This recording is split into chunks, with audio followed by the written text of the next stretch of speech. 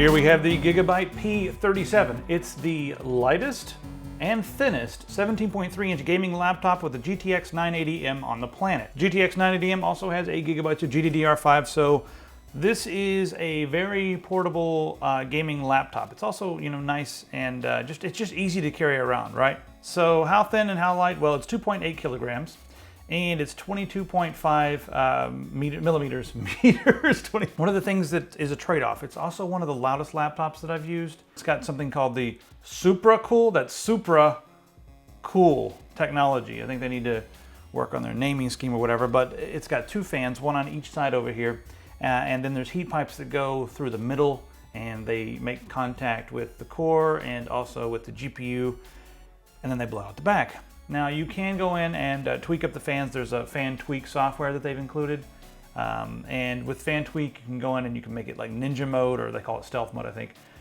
You can make it slow speed, but even then you're gonna want to keep it ramped up a little bit when you're into an intense gaming situation, or else it's gonna overheat.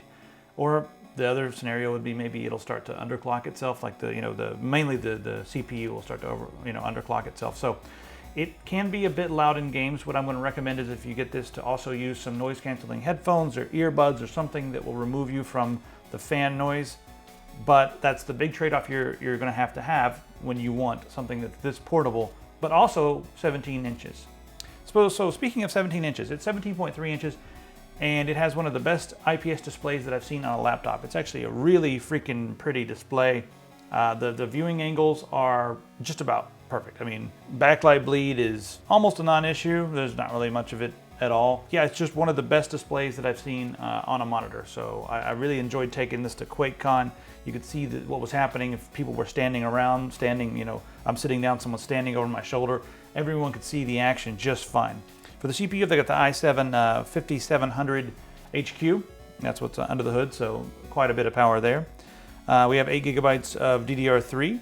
So under the hood on this one, we have a 256 gigabyte SSD, and we also have a 1 terabyte drive. But you can get a couple 2 terabyte drives. You can get 2 512 gigabyte SSDs. You can run a couple SSDs in RAID. You can do lots of different options on this one, but that's just the one that I have here.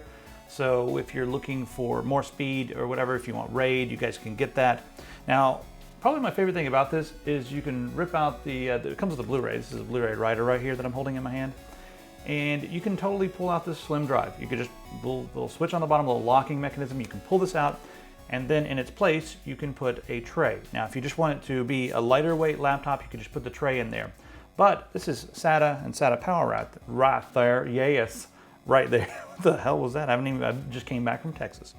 So you can actually put a 2.5-inch drive in here, like whatever you want. You could put a 2.5-inch storage drive, mechanical. You could put a 2.5-inch. I happen to put the Patriot Blaze, I believe it was, in there, and I'm using that for Linux. But yeah, just put an SSD in there, slide it in, and then you have almost a little hot swap. I guess it's not exactly set up for hot swap, but it feels like a hot swap. So you pop that in there, and then you have even more storage options, which is pretty cool. Let's take a look at the fit and the finish and the keyboard. This doesn't really get that hot to your wrists, so the wrist rest is just fine. Touchpad, I don't really use them all that much, but it does exactly what it's supposed to do. I didn't notice any weird spots on the touchpad. There wasn't. Sometimes touchpads, they move around a little bit too much. This one's pretty solid, feels nice. Gestures work just fine, so I have no complaints with the touchpad whatsoever. When you go and look at the keyboard, you'll notice that we do have some backlighting options here. A few different levels of backlighting that light behind the chiclet keys. And then over on the left we have your G keys, and there are 5 programmable G keys that you can set up for macros or whatever. So that gives you some gaming functionality on your keyboard, even though you're on a laptop. So it really is designed for gaming on the go. Okay, on the right side when you're facing it, we have a DisplayPort to USB 3.0. Then we also have HDMI. And this will support 4K. If you want to run this out to a 4K monitor, this is full HD, so it's 1080p. But if you want to run this out to a 4K monitor, you can do that just fine with the DisplayPort and the HDMI as well. And then we have VGA, so I guess if you wanted to use this for presentations, throw it on a projector or something, you can do that. Behind that's your spot for your AC adapter. And then on the other side, we have an Ethernet port. We have a couple more USB 3.0. We have a memory card slot for SD cards, and then we also have your headphone and microphone jack. Then in the front, you can see we have a few LEDs for all the different things, like, you know, is your Wi-Fi on or off and that sort of thing. You know, this is a gaming laptop, so let's benchmark the freaking thing. We benchmarked everything in 1080p, and we used pretty much all the filters except MSAA or CSAA. We used all the filters on Trine 3, including MSAA. So let's start off with Valley, because it's a nice canned benchmark. The minimum was 31 and the average was 91 FPS. Bioshock, we actually ran this one completely maxed out as well at 1080p. Minimum 54 and the average was 87.8, not bad. Thief, 1080p. You can see there the average 79 and the minimum 51.6. Finishing of Ethan Carter. This game looks really awesome. Love these forest scenes. 124.56 is the average. Minimum 108, so no problem whatsoever. Trine 3 with all the filters on silly mode, 46.24, and the minimum there 43. Then we played the Witcher 3, which was surprisingly very playable on this.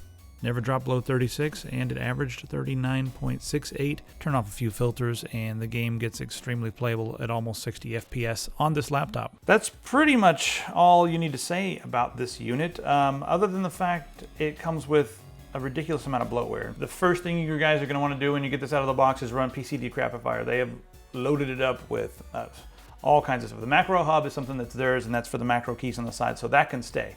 But then you've got, you know, your USB backup, which as soon as you turn it on, it prompts you like, hey, you want to use Smart Backup to back up all your crap? Probably a good idea, but I don't like it when people tell me what program to use. I'd rather use my own program. It comes with XSplit, so if you guys want to use XSplit, you have a trial version of that that'll, I think it's actually a full subscription for a little while.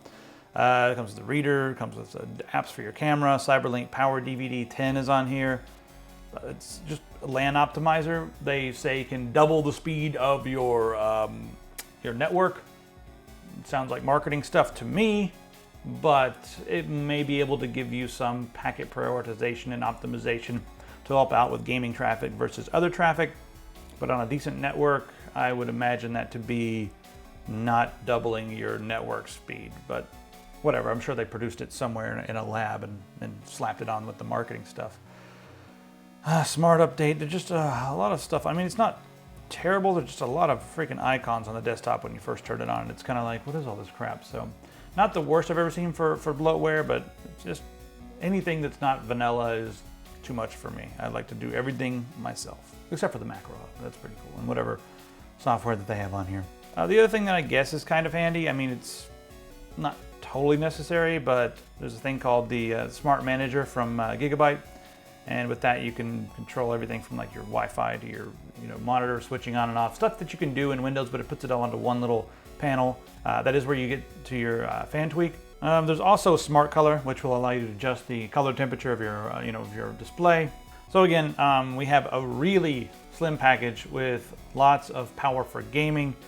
Maybe not the fastest laptop I've ever used for video editing or whatever, but it is extremely nice for gaming. I also forgot to mention that it does have the Dolby Digital Theater Plus. It's got a decent sound system for a laptop. I mean, turn it on, you can actually use it in a room to listen to music if you're completely devoid of any other speakers. It'll do the job. It's better than most, but still, it's a laptop, and it does still sound like a laptop, just a good laptop when it comes to sound. So there you have it, the Gigabyte P37, and if you guys are picking one up, let me know. There's lots of various flavors of this out there. I guess I have to send this back to Gigabyte now. It makes me sad. It was kind of fun to play with the GTX 980 at QuakeCon. See you guys in the comments.